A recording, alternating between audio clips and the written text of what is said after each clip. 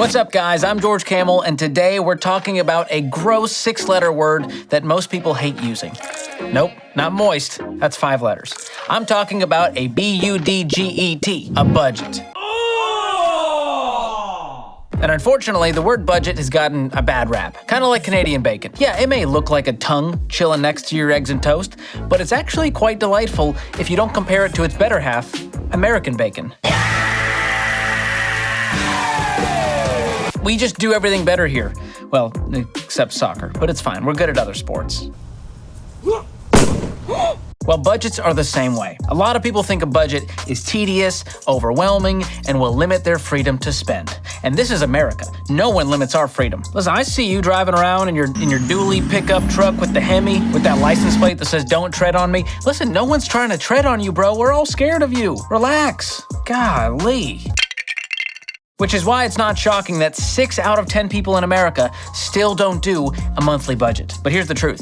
A budget doesn't limit your freedom. It gives you freedom. It's an intentional spending plan. That's all it is. Now, the point of budgeting is not to get a gold star for being a nerd. It's to have margin to accomplish your financial goals, like paying off debt, covering emergencies, investing for the future, and living your best life. Now, I get that making a budget might seem overwhelming at first, or maybe you tried budgeting in the past and you didn't stick with it. But don't judge the budge just yet. I'm gonna show you the strategy that I personally use to budget my money, the same strategy that helped me go from broke to millionaire, and I'm gonna give you some tips to make the most of every single dollar. But before we start crunching the numbers, take a moment to crunch that like and subscribe button. Love a good crunch. That's why I love Nestle Crunch.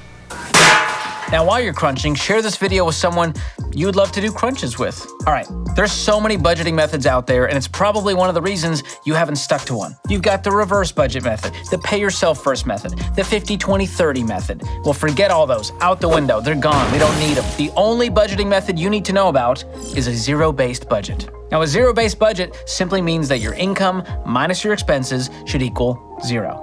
Brilliantly named, just absolutely brilliant. So if you make $5,000 a month, everything you give, save, invest, or spend should add up to $5,000. Every dollar that comes in has a purpose, a job, a goal. We don't want those dollars unemployed hanging out on the anti-work subreddit, okay? We gotta put this money to work for us since you worked hard for that money.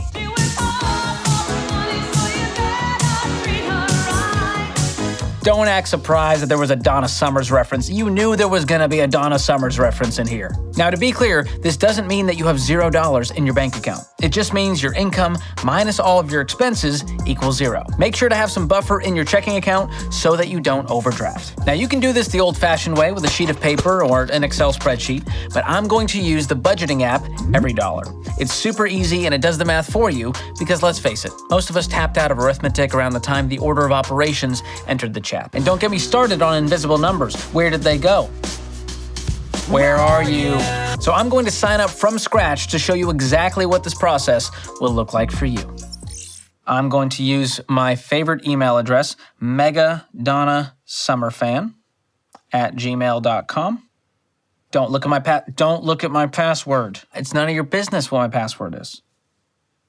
First and last name, George, Kamel with a K. Don't wear it out. So for this example, I'm gonna pretend I'm a single person making the average household income in America of 70 grand gross pay. That's about 48 grand after taxes, or about 4 grand a month of take-home pay.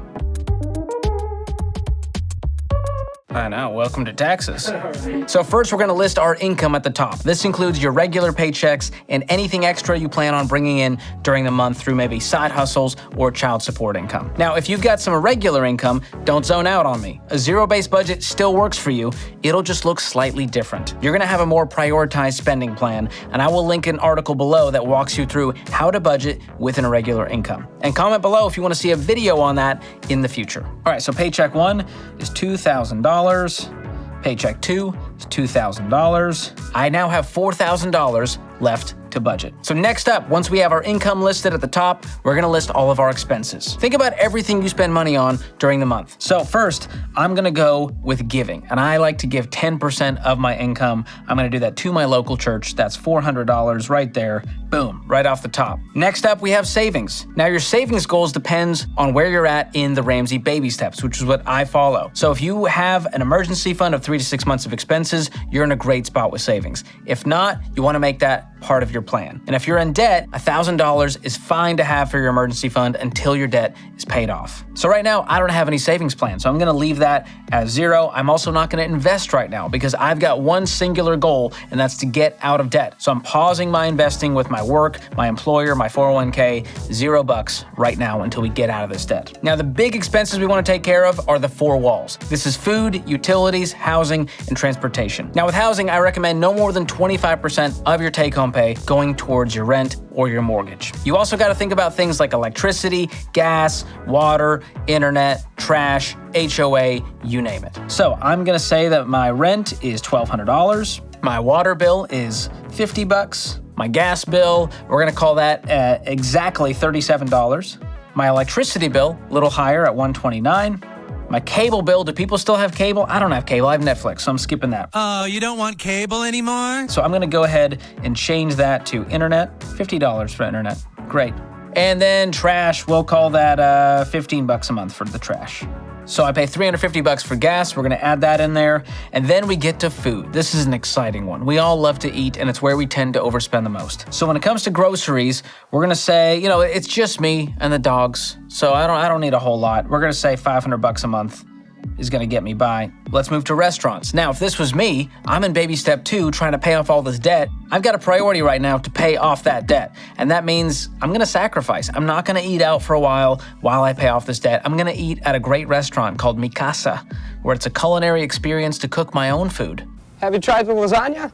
It's my favorite. I can use ChatGPT to make my meal recipes. It's amazing. We live in the modern world, guys. Get with it. All right, let's move down to the personal category. This is the place where I want to trim the most, okay? I want to really limit this. So subscriptions, I'm just going to keep my Netflix account at $12. Everything else, it's got to go. iCarly with Paramount Plus, we'll see you later, girl. All right, we got some priorities here. I do have a phone bill of $80 a month, so I'm going to type in $80 for that. Clothing, I got enough clothes. Really, I'm fine for a little while. We're gonna try to not spend money on clothes, and we're gonna limit our fun money down to, let's say, $50 a month. I think we can make that work. Now, hair and cosmetics, I gotta have my hair products, so we're gonna call that a necessity at $20 a month for all the things we need for that self-care. And there we go. We still have $11.07 left to spend. I do have a dog, so we're gonna throw in some money for pet care. I'm gonna call that $50 a month. Childcare, no kids. Entertainment, we already have our fun money, so we're good. Miscellaneous, I don't have any plans, but we're gonna add $50 in just to get those little ankle biter miscellaneous categories. Now we got the gym, so we're gonna call that $10 a month over at Planet Fitness. Now there are some other essentials you gotta think about too,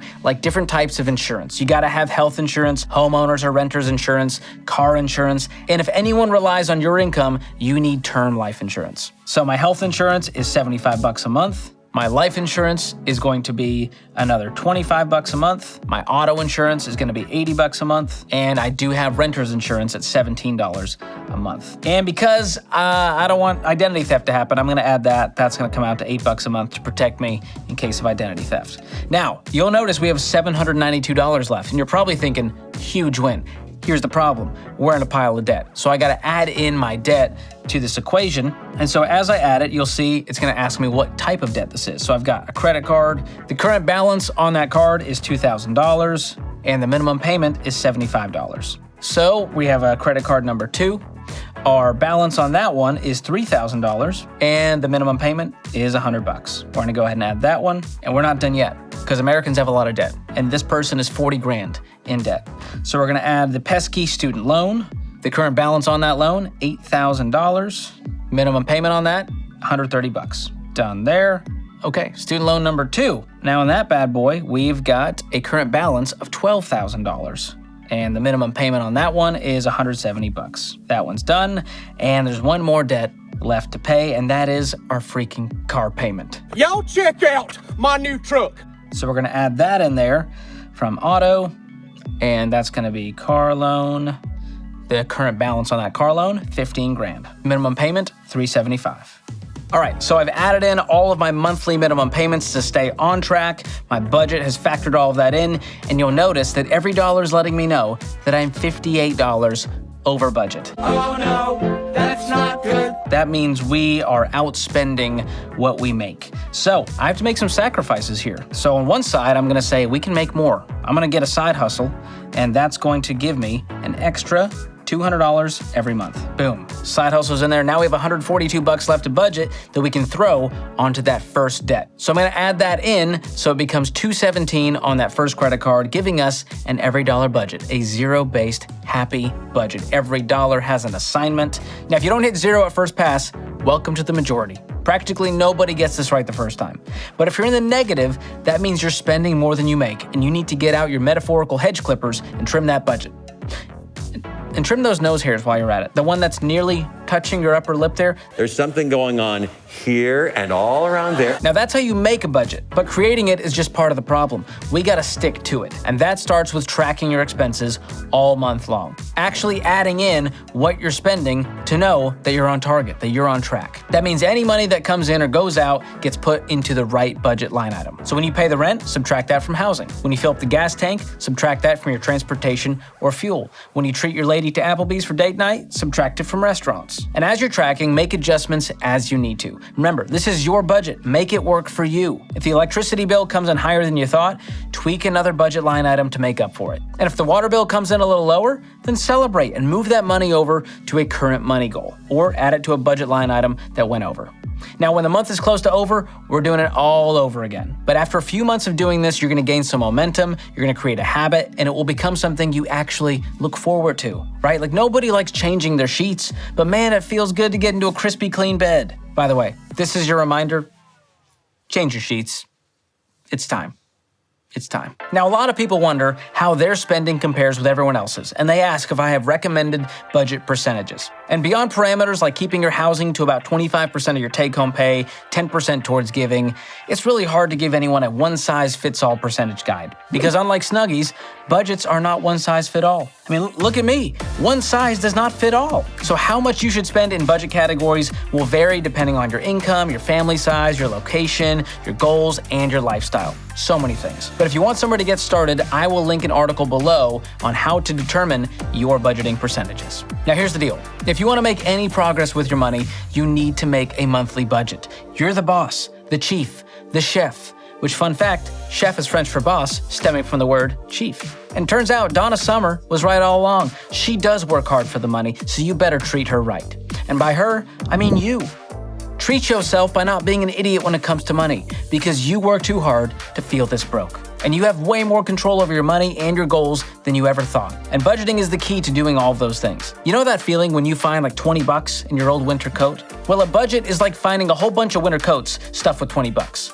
And for most people, it's gonna take a little while to get dialed in and to stick with it, 90 days on average. So don't give up.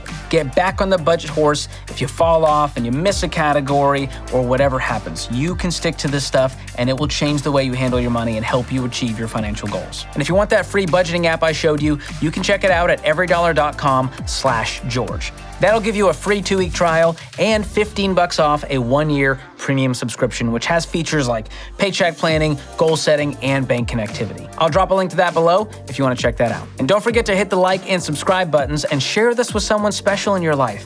Maybe it's a friend that you want to hold you accountable to this budgeting stuff. And if you're married, you've already got one of those. It's called a spouse. Be budgeting together. This is a group effort. Share this video with them and get the ball rolling. All right, that's it for today. Thank you guys for watching. I'll see you next time.